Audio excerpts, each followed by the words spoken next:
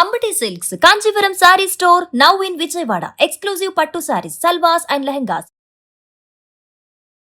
నమస్తే రమగారు. నమస్తే జయ. రమగారు, గుడికి వెళ్ళి కొబ్బరికాయలు కొడతాం కదా. సాధారణంగా ఒక చిప్ప మనం తెచ్చుకుంటాం, ఒక చిప్ప అక్కడ వదిలేస్తాం. కొన్ని ఆలయాల్లో రమగారు 2 చిప్పలు తెచ్చుకోవడానికి అవకాశం ఉంటుంది. కొన్ని చోట్ల 2 చిప్పలు వదిలేస్తాం. అసలు ముందు ఇంటికి తెచ్చుకోవటం అనే విషయం గురించి ఒకసారి మాట్లాడదాం.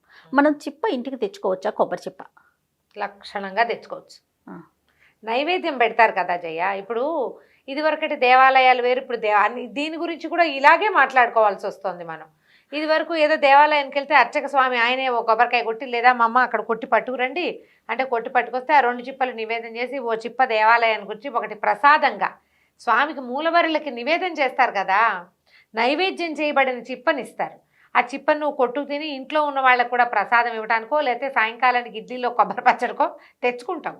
అందులో భయం లేదు, అనుమానం లేదు. మీరు ఇదివరకు విషయం చెప్పారు కాబట్టి క్రమంగా ఇంకొక విషయం, ఇదివరకు చక్కగా 2 చిప్పులు ఆయన దగ్గర పెట్టి నివేదించి ఒకటి మనకి ఇచ్చేవాళ్ళు. ఎంత తృప్తిగా ఉండేదో. అవకాశం ఉందా రమ్మగారు? ఇప్పుడు లేదు. ఇప్పుడు అదే నేను చెప్పబోతున్నా, ఇదివరకటిది ఇప్పటిది అని.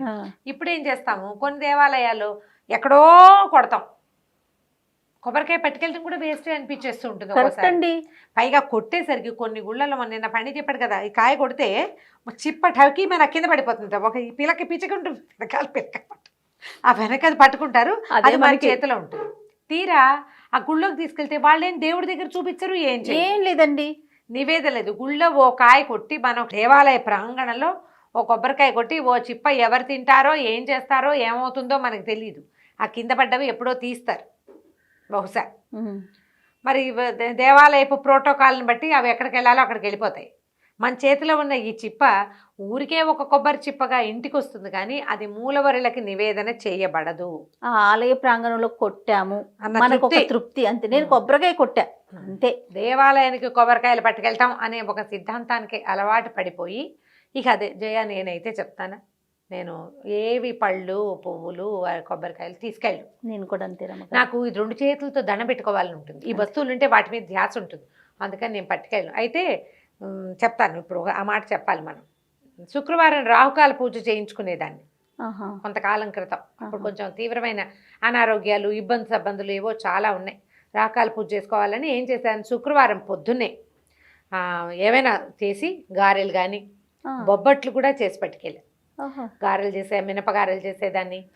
రకరకాలు. ఏ ఆలయానికి వెళ్ళేవారండి? మన ఇంటి దగ్గర కాదు, పెద్ద గుడిక. అమీర్పేటలో ఉన్న జయదుర్గాదేవి ఆలయానికి వెళ్ళి అక్కడ ఇస్తే ఆ బాక్స్లో పెట్టి పట్టుకెళ్తే, బాక్స్ ఇస్తే బాక్స్ నివేదన చేస్తారు అక్కడ. అప్పుడు చేసేవారు. ఇప్పుడు పరిస్థితి నాకు తెలీదు. నేను ఇది కనీసం 7-8 సంవత్సరాల క్రితం సంగతి చెప్తాను. ప్రతి శుక్రవారము వెళ్ళాను జయ. అట్లా కొన్ని వారాల పాటు, నెలల పాటు వెళ్ళాను. ఆ బాక్స్ పట్టుకెళ్తే ఆ బాక్స్ని నేను అందరికీ నివేదన చేశారు కదా, కనపడే వాళ్ళందరికీ పంచిపెట్టేసి 4 అంటే 4 వస్తువులు ఏవైతే అవి మిగిల్చి పట్టుకొచ్చి ఇంట్లో పిల్లలకి, మా సత్యవతి సార్లు అవి ఉంటే వాళ్ళకి, అంతే. వెనక్కి ఎక్కువ మిగిల్చుకొచ్చేదాన్ని కూడా కదా. అక్కడే తృప్తిగా ఉంటుంది, అదొక సంతోషంగా ఉంటుంది. ఇప్పుడు కొబ్బరికాయలు, అరటిపళ్ళు పట్టుకెళ్తే అరటిపళ్ళు కూడా ఊరికే తీసుకెళ్ళి మనం తెచ్చుకోవటమే అవుతుంది, కానీ మూలవరుల దాకా వెళ్ళే అవకాశం అయితే లభించట్లేదు. కొంచెం చిన్న దేవాలయాల్లో, మన ఇంటి దగ్గర దేవాలయాల్లో మన మొహం అలవాటుగా ఉంటుంది, కొంచెం జనం తక్కువగా ఉంటే నివేదన చేస్తారు. ఈ నివేదన చేయబడ్డ వస్తువు ఇప్పుడు ఒక అరటిపళ్ళు, ఒక పెడ పట్టుకెళ్ళాం, ఏమంటాం, హస్తం. మనం హస్తం అంటాం కదా, హస్తం మా వైపు అత్తం అంటారు, మేము హస్తం అంటారు. కొన్ని చోట్ల అరటిపళ్ళు ఒక పెడ, ఒక ముక్క అనమాట అది. ఆ పెడ పట్టుకెళ్తే అందులో సగం పళ్ళు ఉంచి మిగిలిన సగంలో ఎవరైనా వచ్చినప్పుడు అర్చక స్వామి తలా ఒక పండు, మనం పట్టుకెళ్ళింది మన డబ్బులతో కొన్న వస్తువు అమ్మవారి దగ్గర, అయ్యవారి దగ్గర, వినాయకుడి దగ్గర నివేదన చేయబడి ఎవరో ఒక భక్తుల చేతిలోకి వెళ్తుంది. ప్రసాద వినిమయం మంచి మాటే కదా. అవును. శనగలో ఏవో చేసి పట్టుకెళ్తాం, సాతాళించి పట్టుకెళ్తాం, శనగలో గుగ్గిలు చేసి పట్టుకెళ్తాం. అవి కూడా అంతే, కొన్ని అక్కడ పెట్టమంటారు, వచ్చిన వాళ్ళందరికీ పంచుకుంటాం.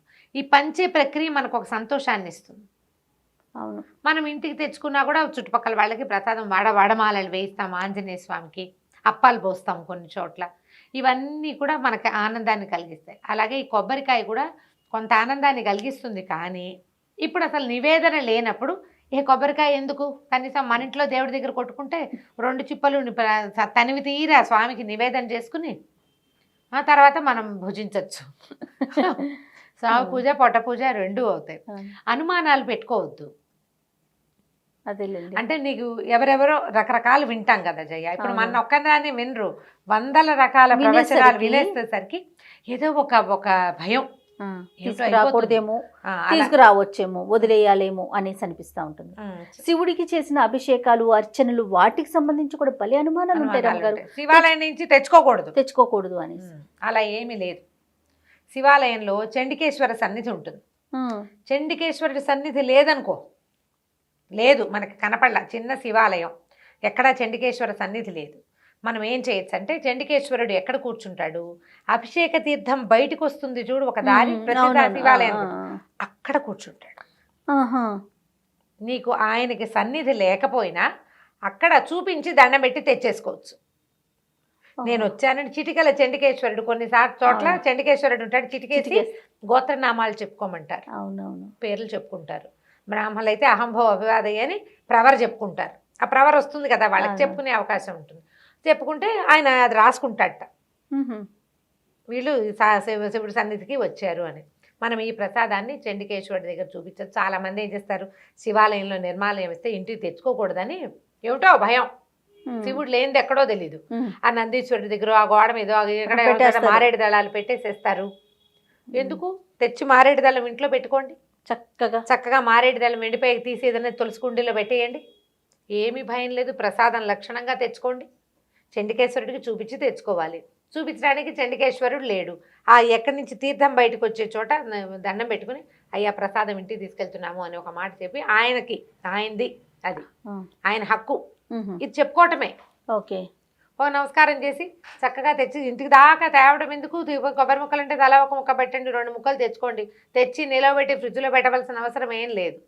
అన్ని కొట్టాం, 10 కాయలు కొట్టామనుకో 5 కాయలు కొడతారు సాధారణంగా, ఒక 5 చిప్పలు వస్తాయి. కనపడ్డ వాళ్ళకి ఒకటి చేతిలో పెట్టండి, ఓ చెప్పు ఇంటికి తెచ్చుకోండి, కొబ్బరి పచ్చడి చేసుకోండి, లేకపోతే ఒట్టి కొబ్బరి ముక్కలు కొట్టుకు తినేయండి. భయపడద్దు. ప్రధానంగా భగవంతుడిది కానిది ఏది ఇక్కడ లేదు. దీనికి భయము, దానికి అదేదో, దీనికి అనుమానం, ఇటు పెడితే ఏమవుతుంది, అటు తెస్తే ఏమవుతుంది, ఎందుకు వచ్చిన కాంప్లికేషన్స్. కానీ అసలు దేవాలయాలకు సంబంధించి ఎన్ని అనుమానాలు రమ్మగారు. మూల విరాట్ చుట్టూ, మనం ఆలయం చుట్టూ ప్రదక్షిణ చేస్తాం కదా, మూల విరాట్ వెనకాల అంటుకోకూడదని కొన్ని మాటలు, ఆ కింద నుంచి వచ్చేప్పుడు ఇందాక అనుకునే ప్రసాదం తీసుకొని తాకూడదని ఒక అనుమానం. నిజంగా ఇవన్నీ అనుమానాలే, రకరకాలుగా వినేటు, ఎవరికి తోచింది వాళ్ళు చెప్పేయటం. గుళ్ళో అందరూ ఏం చేస్తే అది చేయండి అంతే. స్వామివారు ఇప్పుడు గోడకి ఆనుకుని ఉండరు అన్ని దేవాలయాలు. అవును, బ్రహ్మస్థానంలో ఉంటారు, మధ్యలో ఉంటారు, వెనకాల కూడా గ్యాప్ ఉంటుంది. అవును, కొన్ని దేవాలయాల్లో గోడకే ఉండే చోట కొన్ని దేవాలయాలు ఉంటాయి, ఆ గోడ మీదే దేవుడు ఉన్నాడు. అలాంటి చోట స్వామివారి వీపు ముట్టుకోకూడదు కదా, అది అందుకని కొన్ని చోట్ల ముట్టుకోకూడదు, కొన్ని చోట్ల. అది పాయింట్. మనం అన్నిటికీ ఆపాదిస్తే ఎట్లా? అన్నిటికీ ఆపాదించడానికి వీలు లేదు కదా. కాబట్టి అక్కడున్న క్షేత్రాన్ని బట్టి మనం ఆచరించే విధానం ఉండాలి. ప్రదక్షిణ చేసేది కూడా కొన్ని చోట్ల చేయొచ్చు, కొన్ని చోట్ల చేయకూడదు, ఇక్కడ దాకానే ఆ నియమాలు ఉంటాయి. అక్కడ అందరూ చేసేది చెయ్యి, నీకు తప్పులేదు. నువ్వు ఒకడవే ఊరందరిది ఓ దారి ఉలుపు కట్టది ఇంకో దారిగా చేసేవనుకో, మా ఊళ్ళో ఇలాగే చేస్తాం అనకూడదు. ఈ గుళ్ళో ఏం చేస్తారో అది చేయాలి, అది చెయ్యి. ఇక్కడ పద్ధతి ఏదో అది హాయిగా ఉంటుంది, నీకు భయం లేదు. ఇంకా అందరు చేస్తున్నారు కదా, నలుగురు నడిచే దారి అంతే, అదే నియమం అవుతుంది. మనకి ఈ నియమాలన్నీ ఎలా అయినాయి, వాళ్ళంతా చేశారు, నువ్వు కూడా చేయి వాళ్ళ వెనకాల పడి. అప్పుడు నీకు కాంప్లికేషన్ ఉండదు, అనుమానం ఉండదు, ప్రశ్న ఉండదు. అవి ఎప్పుడు వస్తాయి ప్రశ్నలు? మనం వేరేగా చేసినప్పుడు అమ్మో ఎవరు చేయట్లేదు, మనం చేసాం, మనకి ఏమైనా అవుతుందేమో. వెళ్ళేటప్పుడు ఏ బటన్ వేలో తగిలింది అనుకో, ఇక అదేమిటో చేసాం, అందుకు ఇది వచ్చింది, పిల్లాడు పడిపోయాడు. అవునవును. పైగా ఏంటంటే జనాలు ఎలా ఉంటారంటే, అందులో మనం కూడా ఉన్నాం జయ, అందరూ అందులో నువ్వు నేను తేడా లేదు. అదేమిటి అలా చేశారు, అలా కాదు కదా అంటాం. అనంగానే వీళ్ళు అప్పుడు ఏమో మేము ఇలాగే చేస్తున్నాం అంటారు, కానీ ఏదైనా సమస్య రాగానే అమ్మో అలా చేయకూడదేమో, వాళ్ళు చెప్పారు, వాళ్ళు ఇలాగన్నారు అని వాళ్ళని అడిగి, ఇంకోళ్ళని అడిగి పైగా ఇప్పుడు ఇంకో మాట చెప్తాం, ఇలాంటప్పుడే చెప్పేయాలి. అది మీరు ఏదో పూజో వ్రతమో ఏదో పెట్టుకున్నారు, మీరు ఎవరిని చూసి అది పెట్టుకున్నారో, ఎవరిని అడిగి పెట్టుకున్నారో వాళ్ళనే కంప్లీషన్ గురించి కూడా అడగాలి. దాని మీద ఉన్న అనుమానాలు ఇంకోళ్ళని అడగకూడదు, అడగద్దు. పోనీ ఎవరినైనా చూసి వాళ్ళ ఇంట్లో చేసుకున్నారు బాగుందని మీ అంతట మీరే సంకల్పించి చేసుకున్నారు, మీ బుద్ధిని ఫాలో అవ్వండి. 7 వారాలు చేస్తారు లేదా 14 వారాలు చేస్తా అనుకున్నాం, 14 వారాలు అయ్యాక ముగించేసుకోండి. ఇవాళ ముగించచ్చా అని ఆలోచించద్దు, భయపడద్దు అసలు. అలా భయం కొలిపే వ్యవహారం జోలికి భగవంతుని విషయంలో వెళ్ళబోకండి. మీకు హాయిగా ధైర్యంగా దేవుణ్ణి కొలుచుకోగలిగే అవకాశం ఆలోచన ఉంటే అలా కొలిచేయండి అంతే. ఎవరి పిల్లని వాళ్ళు పెంచుకున్నట్టేనమ్మా. అంతే కదా రమ్మగారు, అంతే కదా, బాగా చెప్పారు. ఎవరి బిడ్డని వాళ్ళు పెంచుకున్నట్టే ఎవరి భగవంతుడిని వాళ్ళు కొలుచుకోవాలి. నియమాలు ఉన్నాయి, ధర్మం ఉంది, ఆచరణ ప్రత్యేకంగా చేయాలి. నువ్వు అందులోకి వెళ్ళినప్పుడు నువ్వు నీ రకంగా ఉండి ఆ రకం ఏమిటో అడగద్దు. నువ్వు ఆ రకంలోకి పూర్తిగా ప్రవేశించదలుచుకుంటే అప్పుడు నీకు నియమం. సగం ఆ నేత సగం ఈ నేత చేయకూడదు.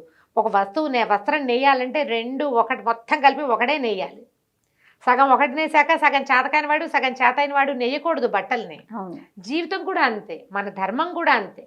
నీకు తెలిసిన ధర్మాన్ని అనుసరించి వెళ్ళిపో, ఖచ్చితంగా అనుసరించది, నీకేం భయం లేదు. ఇలా కాకుండా ఇతరుల ధర్మాలని ఆచరించాలని పెట్టుకుంటే చాలా సమస్య అయిపోతుంది. భయం నీకు అంతే, భయం అండి, రకరకాల భయపడుతూ ఎలా పూజ చేస్తావు, దేవాలయం నుంచి దర్శనం చేసుకుంటావు, ప్రశాంత చిత్తం కోసం కదా మనం వెళ్తాం. అవును, ఈ టెన్షన్లు ఎందుకు వచ్చిన గోలా, ఎందుకు వచ్చిన టెన్షన్ కదా. ఆలోచించండి, ఎవరికి వాళ్ళు ఇది ఒకళ్ళు చెప్పడం కాదు, స్వబుద్ధితోటి ఆలోచించుకోవాలి. ఆలోచిస్తే మనకు తెలిసిన దేవుడి దగ్గరికి ఎందుకు వెళ్తాం, హాయిగా కాసేపు కూర్చుని కృష్ణ రామ అనుకుని ప్రశాంతంగా. ఒక పవర్ హౌస్ కదా దేవాలయం అంటే, అందులోకి వెళ్ళి ఎనర్జైజ్ అవుతాం, ఛార్జ్ అవుతాం. అనుమానంతో కాదు, భయాలు పెట్టుకోవద్దు. భగవంతుడు మనల్ని నడిపించడానికి ఉన్నాడు, ఇంకేదో చేసేయడానికి లేడు. భయపెట్టడానికి కాదు ఆయన ఉన్నది, నడిపించడానికి ఉన్నాడు. మనని నడిపించేవాడి చెయ్యి గట్టిగా పట్టుకో, అటు ఇటు దిక్కులు చూడకు. ఆయన ఎటు నడిపిస్తే అటు వెళ్ళిపో చక్కగా ప్రశాంత చిత్తంతో. హాయిగా ఉంటుంది, అసలు ఏ కాంప్లికేషన్స్ ఉండవు, క్వశ్చన్లు ఉండవు. ఎంత బాగా చెప్పారు అమ్మగారు. నమస్తే. నమస్తే.